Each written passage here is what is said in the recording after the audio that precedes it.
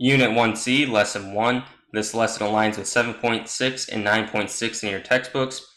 One standard to discuss in this lesson: solve simple rational and radical equations in one variable, and give examples showing how extraneous solutions may arise. There are a few questions you need to be able to answer by the end of this lesson. The first one, why might rational equations have extraneous solutions? And the second one, why might radical equations have extraneous solutions? We talked about this previously, but quickly review what extraneous solutions are. When we're solving these types of equations, we might come up with the answers that we plug back in do not actually satisfy the equation, okay? They're false solutions. That's why when we're solving these types of equations, we always need to make sure to plug our answers back in to make sure they work. If they do not work, those are extraneous solutions. First, we are going to work with solving radical equations. The first example we have is 5 minus the fourth root of x equal to 0. The first thing we always want to do when solving these equations, get the term with our variable isolated by itself. So I'm going to add the fourth root of x to both sides of this equation. If I do that, I'm left with 5 equal to the fourth root of x. Now there's a couple of ways we can think about this fourth root of x. We can write it just like we have it, or the fourth root of x is the same thing as x to the 1/4 power. I do not care which way you write this term, whether you prefer this way or this way. You just need to make sure that you understand these are equivalent terms. Okay, when you get to a standardized test, they might have it in this form, they might have it in this form. You need to understand they mean the same thing. The reason we may write it in this form is that we're trying to get the exponent on our variable to be equal to 1. So right now, if our exponent is 1/4, we have to think about what do we have to multiply 1/4 by to get it to equal 1? Well, we have to multiply by the reciprocal of that, which is just 4. So I'm taking that right side of the equation, raising it to the 4th power. So I'm essentially taking this whole thing, raising it to the 4th power, which means I need to do the same thing on the left side of the equation. What I do to one side of the equation, I have to always do to the other side to keep it balanced. If we have a power to a power, we're multiplying using those exponent properties. So now I have 5 to the 4th power equal to x to the 1st power, which is just x. So now we take 5 to the 4th power, that is equal to 625. When we're solving these problems, like I said in the beginning, always make sure to check your solution. So if I plug 625 back in for x in the original, the fourth root of 625 is 5. 5 minus 5 is 0. In the second example, we have 3 times x raised to the 4/3 power equal to 243. Again, we need to get our variable isolated by itself. So right now, if we're multiplying by 3, we need to divide 3 to both sides of the equation. So divide 3, I'm left with x to the 4/3 power equal to 81. Just like in the last problem, we need to get that exponent on the variable to be equal to 1. So I have to raise the left side of this equation to some power. If I want that fraction to be equal to 1, we have to multiply by the reciprocal, which means we have to raise this side of the equation to 3/4, which means we have to do the same thing to the right side of the equation. Now on the left side, 4/3 times 3/4, I'm left with x to the 1st power, which is just x. And now this gets to be a little tricky because we have 81 raised to the 3/4 power.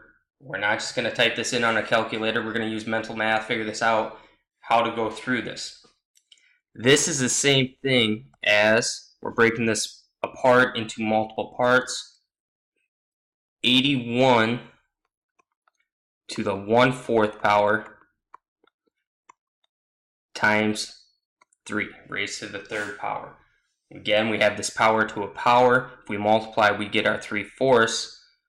We're breaking this up into two parts because we can take the fourth root of 81.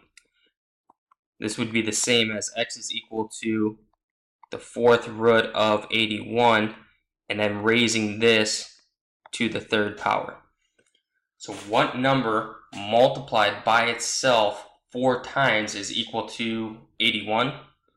Well, if I take 3 times 3, that's 9. 9 times 3 is 27. 27 times 3 is 81.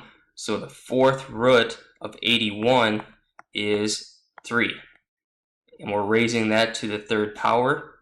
3 to the third power is 27.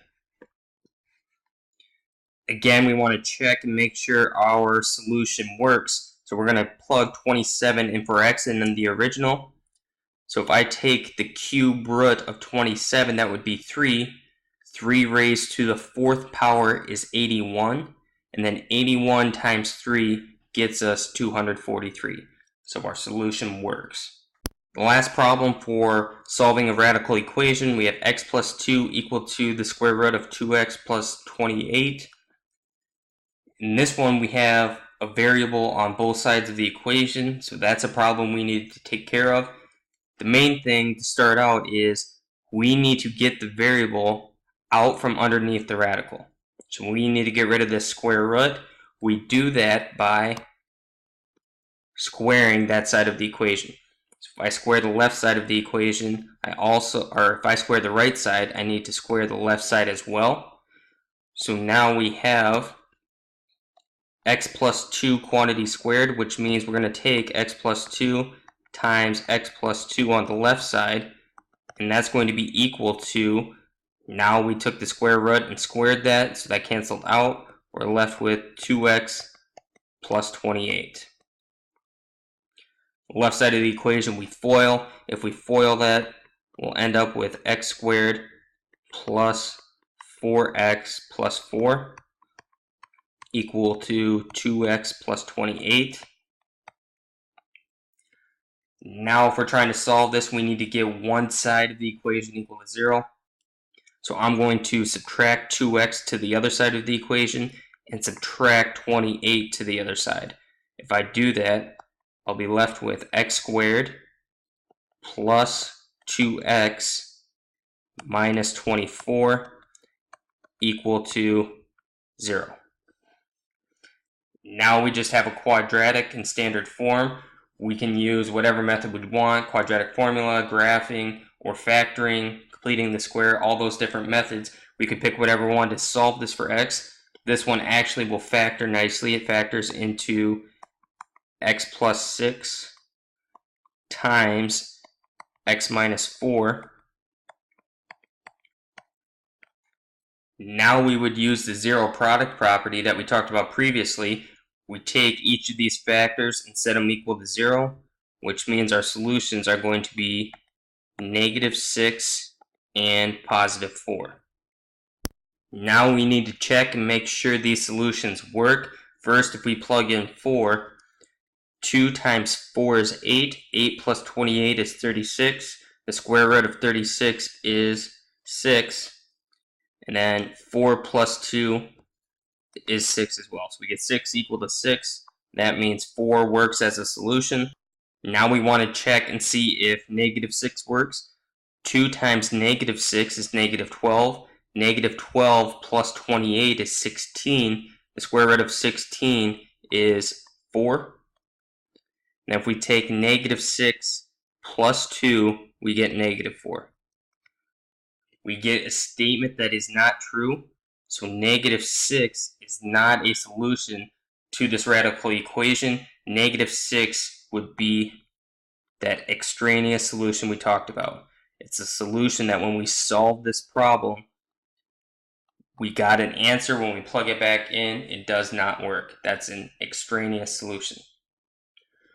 So when solving these radical equations, when you might come up with extraneous solutions, when you have to square a side of the equation that has more than one term. In this case, we had x plus 2. When we have to square that whole side of the equation, we're creating a quadratic. Okay, so we created a quadratic. We know we're going to have two solutions. That's a key or a likelihood where you might come up with an extraneous solution. Now we're going to work with solving rational equations. Rational equations involve at least one fraction, rational expression where we have a polynomial divided by a polynomial. More times than not, we're probably going to have a variable in the denominator. So in the first example, we have 3 divided by x minus 1/2 equal to 12 divided by x. What we need to do is find the least common denominator of all of these fractions. We have a denominator of x and a denominator of 2. What we need to do is multiply by 2x, which would be the least common denominator in this case. We're going to multiply all three expressions by 2x. When we multiply 2x through to each of these terms, we're going to get many things that simplify. For example, when we take 3 divided by x times 2x, we have an x in the numerator and denominator that are going to cancel out, so we have 3 times 2, we're left with 6. Minus, in this case, we have a 2 in the numerator and a 2 in the denominator. Those are going to cancel out, so we're left with 1 times x, which is just x, equal to, here we have an x in the numerator and the denominator that cancel out. 12 times 2 is 24. Now we want to go through, get x isolated by itself. This is just a linear equation, so I would take 6 over to the other side, which means I have negative x equal to 18. Now I can multiply both sides of the equation by -1 to get our variable to have a positive coefficient, which means x is going to be equal to -18. Just like with radical equations, we need to check to make sure our solution works.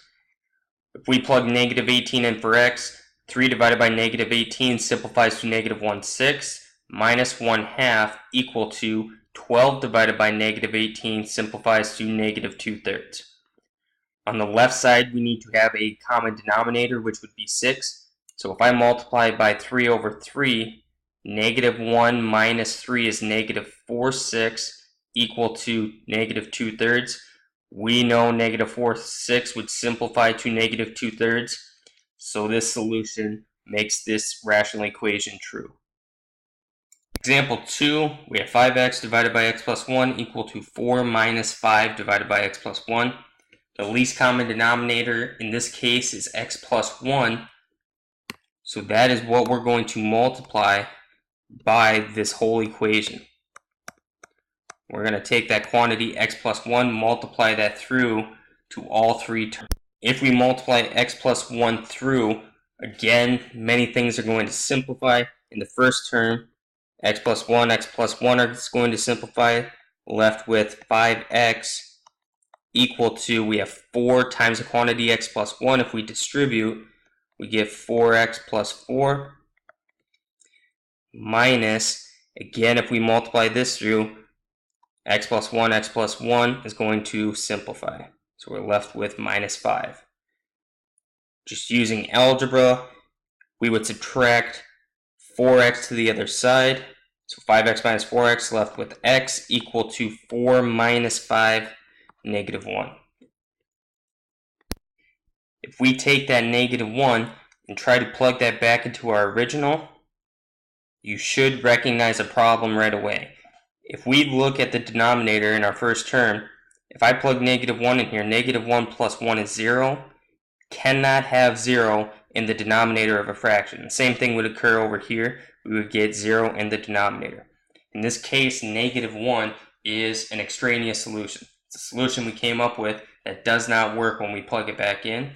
So when you have rational equations, the main thing to be concerned with is having 0 in the denominator of a fraction. Last example, we have 3 divided by x squared plus 4x equal to 1 divided by x plus 4. This one's slightly different because we do not have 3 separate expressions. There is a fraction equal to a fraction, a ratio equal to a ratio. So since we have a proportion, we can just cross multiply. I'm going to take 3 times x plus 4 and set that equal to x squared plus 4x times 1. Now if I do that, distribute 3 through to x plus 4, which leaves us with 3x plus 12 equal to x squared plus 4x. Now all we have is a quadratic. We need to get all of our terms on one side of the equation. So I'm going to subtract 3x to the other side and subtract 12 to the other side as well. If we do that, we're left with 0 equal to x squared plus x minus 12. Again, we can use any method to solve. Quadratic formula, graphing, completing the square. In this case, factoring is going to work. 0 equal to x plus 4 times x minus 3. Use the zero product property, set each of those factors equal to 0. That leaves us with x equal to negative 4 and 3. Now we need to check, make sure both of those solutions are going to work. If we plug in 3 squared is 9 plus 12. 9 plus 12 is 21. 3 divided by 21 is going to simplify to 1/7, equal to, if we plug 3 in over here, 3 plus 4 is 7. 1 divided by 7, that simplifies to 1/7 as well. So 3 works as a solution. Now we want to check negative 4. Right away, we can see that there's going to be a problem, because if I plug negative 4 in for x in the right side of the equation, I'm going to get 0 in the denominator. And even if I plug it into the left side of the equation, I'm going to get 0 in the denominator as well. So negative 4 does not work. That is an extraneous solution. Quickly review what we covered. We solved simple rational and radical equations and showed how extraneous solutions may arise. Make sure you understand how to solve both types of problems and are able to answer the question, when is there a good chance to find extraneous solutions when solving radical equations and rational equations?